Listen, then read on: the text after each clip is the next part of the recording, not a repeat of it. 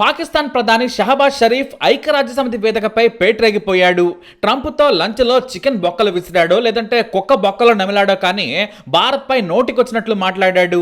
పైగా ట్రంప్ చెబితేనే తాము యుద్ధం విరమించాం, మా యుద్ధం విరమించడం వెనుక ట్రంప్ సాయం ఉందని భారత వ్యాఖ్యలను తక్కువ చేసే ప్రయత్నం చేశాడు. పైగా తాము అంతర్జాతీయ తీవ్రవాదులను అణిచివేశాం, ప్రపంచాన్ని శాంతియుతంగా మార్చామని తుపాకీ పట్టుకున్న తీవ్రవాది శాంతి వచనాలు చేసినట్లుగా ఈ షహబాజ్ రెచ్చిపోయాడు. ఆ తర్వాత ఆ దేశ ఆపద్ధర్మ ప్రధాని అన్వర్ ఉల్ హక్ అయితే ఏకంగా నోటికొచ్చిన కోతల కూసి కశ్మీర్ మాదే అన్నట్లుగా బాగేశాడు.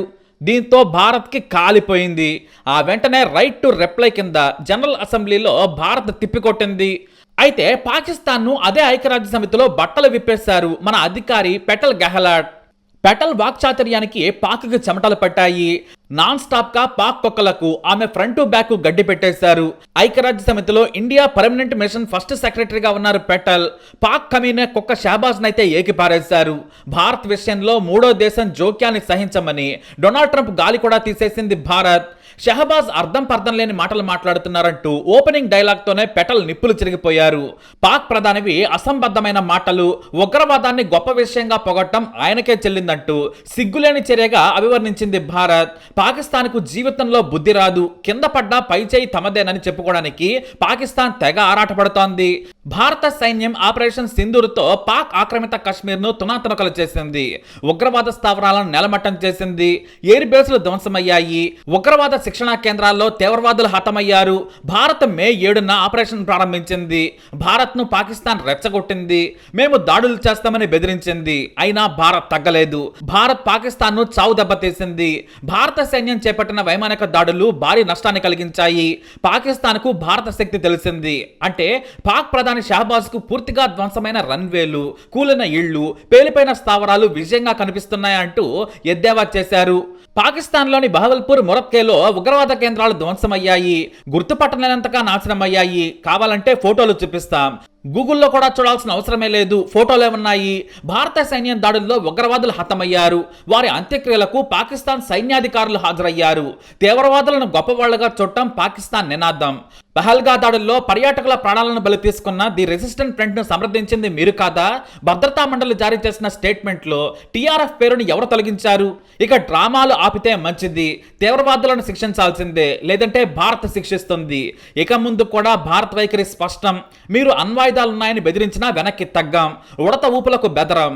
ఉగ్రవాదం మీద కఠినంగా ఉంటాం. భారత్ ఎవరికి తల వంచదు. మా విషయంలో మూడో దేశ జోక్యాన్ని సహించాం. నిస్సిగ్గుగా పాక్ ప్రధాని భారత్తో చర్చలకు సిద్ధమన్నారు. కానీ భారత్ సిద్ధంగా లేదు. మీరు గాని చర్చలు కోరుకుంటే ముందు తీవ్రవాదుల దుకాణాలను మూసేయండి, లేదా మాకు మీ తీవ్రవాదులను అప్పగించండి. ఆ తర్వాతే చర్చల గురించి మేము చెబుతాం. మతోన్మాదం, విద్వేషం, అసహనం బురదలో పాకిస్తాన్ చిక్కుకుపోయింది. ఒక చేత్తో తుపాకీ పట్టుకొని అమాయకుల ప్రాణాలు తీస్తున్నారు. చేతికి రక్తం అంటిన మరకలతో శాంతి బోధనలు ఐక్యరాజ్య సమితిలో చేయొద్దని పెటల్ పాకిస్తాన్ కి నవరంధ్రాల్లో మైనం పూసిపెట్టేశారు. ఈ స్పీచ్ తర్వాత భారత్లోని యువత అందరూ పెటల్ గెహ్లాట్ గురించి తెగ వెతకడం మొదలు పెట్టేశారు. ఇంతకుముందు ఐక్యరాజ్య సమితిలో భారత అధికారిగా సయ్యద్ అక్బరుద్దీన్ ఉండేవారు. ఆయన ఎన్నోసార్లు పాకిస్తాన్ చెప్పుతో కొట్టినట్లుగా యుఎన్ లో ఇజ్జత్ తీసేశారు. కానీ ఆయన రిటైర్ అయిపోయారు. విదేశాంగ అధికారిగా అక్బరుద్దీన్ గొప్ప పేరు తెచ్చుకున్నారు. ఆ తర్వాత ఆయన రిటైర్ అయ్యారు.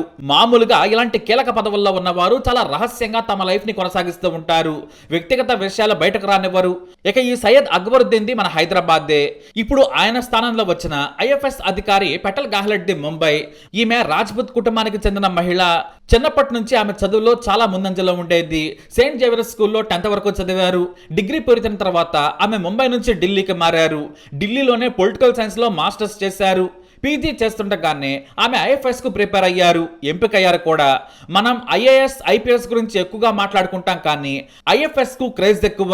కాకపోతే సమాజంలో కాకుండా కాస్త దూరంగా విదేశీ వ్యవహారాల్లో బిజీగా ఉంటారు. పెటల్ కు సంగీతం అంటే ఇష్టం. పాప్ సాంగ్స్ ఎక్కువగా పడతారు. కొన్ని యూట్యూబ్లలో కూడా వీడియోలు పెట్టారు. ఇంతకు మించి పెటల్ గురించి ఎవరికీ తెలియదు, ఎందుకంటే ఎక్కువ వివరాలు బయటకు రానివ్వరు. అయితే కేంద్ర విదేశాంగ మంత్రి జయశంకర్ కూడా ఒకప్పుడు ఆయన ఐఎఫ్ఎస్ క్యాడర్లోనే ఉన్నారు. కాబట్టి ఆయన ఓ మంచి వక్త. అలాంటి మంచి వక్తలకే యుఎన్లో చోటుంటుంది.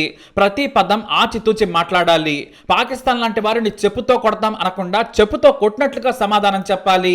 భారత విదేశాంగ విధానం లైన్లోనే మాట్లాడాలి.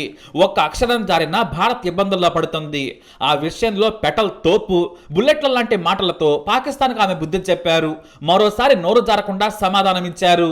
మరి పాక్ కుక్కకి ఇచ్చిన పెటల్ సమాధానం గురించి మీ అభిప్రాయాన్ని కమెంట్ ద్వారా తెలియజేయండి. ఈ వీడియోని లైక్ చేయండి, షేర్ చేయండి, మా ఛానల్ని సబ్స్క్రైబ్ చేసుకోండి.